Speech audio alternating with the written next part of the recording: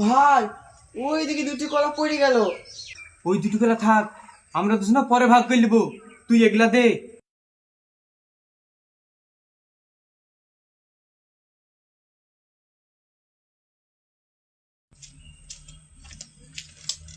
ও ভাই, এ তো কবরস্থানের এলাকা। তোর একটা, আমার একটা, তোর দুটি, আমার দুটি। ও মাগো, ভূত!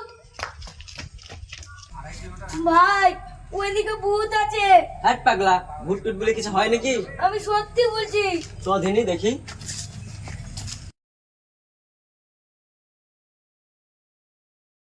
তোর তিনডি,